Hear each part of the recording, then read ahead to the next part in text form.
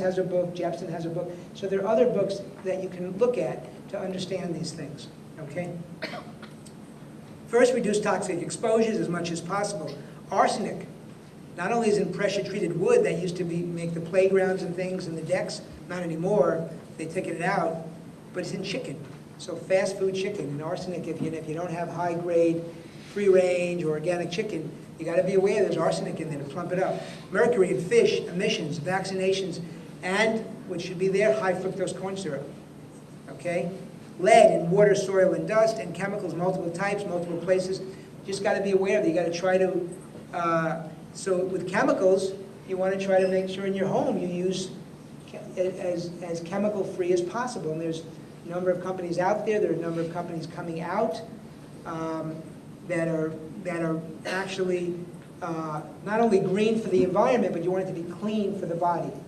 And some of you know Kirkman, they have some. I'm a consultant for Kirkman, so I always have to make a disclaimer for that. Other companies have good chemical products for the home cleaning. There's another company that also I've been working with in the States that are making these chemicals in sachets, so they're actually, you don't even actually have to keep on getting the bottles or whatever, or the plastic. You get a little sachet, you drop it in 16 or 32 ounces of water, it dissolves, and you have clean and green, very, very clean and green. This is they're just coming out in the next month or two. It's very exciting because you can ship that kind in an envelope. You don't have to have huge things of storage, and you use the same container over and over again. So this is a very, very exciting, I think, advance. You want to treat underlying infections in the gut, in the sinuses, all kinds of infections, and you want to avoid allergens, both in foods and environment. And remember, mold is a real bad problem for the nervous system. So if you have a problem with a moldy family room or in the basement, your kid may be playing, or he has a sensory gym, whatever, you got to remember, mold is a problem, and you have to remediate the mold. Dietary modifications, you want to avoid refined carbohydrates and the bad fats, trans fats, but you want to try to get away from pesticides. You want to eat organic foods if possible. And I heard that, somebody was telling me that in Asia they're a little suspect of organic foods. Maybe it's not as certified as it is in the States. And I think it's a problem. It has to be regulated because you want to make sure that sticker of organic is really real. And gluten-free, casein-free diet, even in spite of this study, which I have said I haven't read yet, but I've only heard about it from some emails from colleagues, that I do think children deserve a trial, 3 weeks of casein-free, 3 months of gluten-free. It does take that long, sometimes even longer. We say 3 months is enough. And you have to be strict. If you do a partial gluten-free, casein-free, and apparently in this trial, they gave gluten every week. It was like a test dose each week. And by doing that, if that's the case, I haven't read it, but I read that in an email. If that is true, then you totally blow the trial, because the way it's going to be effective is to be totally strict. If you have a gluten infraction, it can last for days or weeks. So if you gave gluten as part of the trial every week just to see what happened, you wouldn't really have a gluten-free diet. So I don't know that for a fact yet. So you want to avoid reactive foods. So we test for food allergies and sensitivities, and then we adjust the diet depending on the results. And in some of the cases, especially those that have irritability, hyperactivity, the red ears, the red cheeks, we remove the high phenolic foods. Yeast-free diets in some of the patients who have had lots of antibiotics. Low blood sugar diets in some of those kids who have to eat every few hours or else they have problems. And then the more specific diets, specific carbohydrate diet, especially for persistent diarrhea, bloating, or abnormal intestinal flora, and low oxalate diet, again, for some similar things with dysbiosis or sometimes the urinary symptoms, and inflammation can be helped by this. These are some of the more newer players on the block and not as well studied yet. SED has been studied in inflammatory bowel disease. That's where it came from first. Diet can be anti-inflammatory. Remember I said the kids have too much inflammation, so they have increased tumor necrosis factor alpha and too little of these regulatory immune messenger molecules, the IL-10, right? So in autism, when you put them on a gluten-free, casein-free diet, what did you do? You actually decreased the tumor necrosis factor alpha, and you increase the IL-10, so it's actually anti-inflammatory. So diet can actually have an anti-inflammatory effect. So milk may not be all it's made out to be, all right? Especially for these kids. And this is a picture, this is a very dramatic case, one of my patients, and this is not in everybody. I like to make sure that, but this is a child who was miserable, was autistic, miserable, very irritable, unhappy. 5 days into a gluten-free casein for that. 5 days. Now, this doesn't always happen, but I want to show you. So that's why when they say it doesn't work, this was this child 5 days later. The mother gave me the pictures dated, okay? Now, this is, again, very dramatic, and a lot of times people present dramatic cases, so I like to give you a caveat that it's dramatic. But I've seen kids, and sometimes you withdraw, so a kid will go on it and they'll get more irritable, or they'll get very lethargic, and much worse for a few days. You have to be ready for that. But then sometimes they lose the glaze in their eyes. They'll look at their mother for the first time or father and say, like their first word, or hug them, and I have mothers call me crying. So for someone to tell me that gluten-free casein-free diet doesn't work, it's ridiculous. But that's what medicine's going to say right now, okay? That's why I just showed this, just to show that the power of it. And here's eating a corn chip, but it's gluten-free. It's not only gluten-free. Gluten-free casein-free diets have a lot of sugar. And corn chips, a lot of kids may be sensitive to corn. So you have to think of the food sensitivity. So it's not all gluten-free, casein-free. Plus, I think he's really cute. I couldn't resist. There are all kinds of nutritional supplements, minerals, zinc, magnesium, calcium. Certainly, if they're casein-free, you have to be calcium. Selenium antagonizes mercury, chromium, glucose tolerance, molybdenum. There's sulfation problems, iron. Some of the kids are low in iron. You have to make sure they have enough iron. And then vitamins A, C. I'm just going to take something in a second. So I got to get some. I just want to get some water.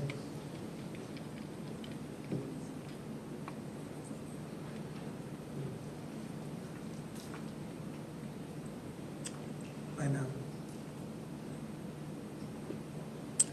Okay. Vitamins A, C, D. D is something that's come around, that's very important. B6 and methyl B12, I showed you these things. They can help a lot of kids. We measure them because we want to know if they're low. A lot of kids are low in D, but I can't know until we measure, right? Methyl B12, we measure, but most of the time it's not low, but it can help because of the methionine, that enzyme, it's a cofactor for it. So a lot of the kids respond. The exact figure we don't know. It's probably 50, 60% maybe, but 10% at least, maybe 12% will have adverse reactions, increased hyperactivity, increased irritability, occasionally aggressive. So you have to be aware that even because they're nutrients, it doesn't mean they're not going to have side effects. Okay? You have to be aware of that. Amino acids, we target them also with testing, but sometimes taurine, it's a sulfur-containing amino acid, may help fat absorption as well. And essential fatty acids, the fish oils, anti-inflammatory, GLA, an anti-inflammatory omega-6. These are all important. The antioxidants, the basics, the ACEs, carotenoids, vitamin A or vitamin A precursors, C, E, selenium. These kids need antioxidants. Why? Because of increased oxidative stress. Anti-inflammatory nutrients like quercetin, pycnogenol, curcumin, omega-3 essential fatty acids. And this is going back, this is over 10 years, 12 years, 13 years. Omega-3 fish oils reduce the production of pro-inflammatory cytokines like tumor necrosis factor alpha, which these kids have too much of. So they're anti-inflammatory. So we think most of the kids do well, most of them do well on fish oils. There are a few that can't tolerate them. So as helpful as these are, and even for adults, I take a huge amount of fish oils every day because I think it's very, very helpful. Probiotics, bifidobacteria, lactobacillus, various species, and sometimes if there's a candida problem, sometimes Saccharomyces boulardii can actually compete with the candida, so it can help.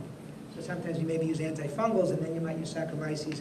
Sometimes maybe they don't need such powerful antifungals and Saccharomyces. This is a probiotic yeast, where these are probiotic, good. Pro means healthful, biotics, good for life.